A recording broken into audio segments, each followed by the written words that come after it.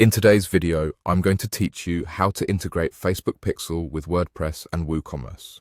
By the end, your store will be ready to send key events like page views, add to cart actions, and purchases to Facebook, helping you measure performance and optimize ads without touching any code. Start by opening your WordPress website and signing into your dashboard. From the left-hand menu, go to Plugins, then choose Add New. In the search bar, type Facebook for WooCommerce. You're looking for the official integration that connects WooCommerce with Facebook's tools. When you find it, click Install, and once that completes, click Activate. This plugin handles the heavy lifting behind the scenes, including pixel placement on your product, cart, and checkout pages. After activation, look to the left-hand menu and select Marketing. You'll now see a Facebook option there. Click Facebook to open the connector and begin setup. The screen will guide you through finishing the connection to your Facebook account. Follow the prompts to log into Facebook if needed and grant the required permissions so WooCommerce can communicate with your Facebook business assets. During this guided setup, you'll be asked to choose the business assets that will be linked to your store. Select the appropriate business manager, your Facebook page, and the ad account you use for campaigns. You'll also choose the pixel you want associated with this website.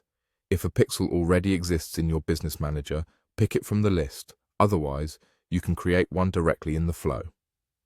Keep the default event tracking options on unless you have a specific reason to change them, as the defaults cover the core e-commerce actions most stores need. If you encounter any connection issues, make sure you're an admin on the selected business manager and pixel, temporarily disable pop-up blockers, and ensure you're not blocking third-party cookies.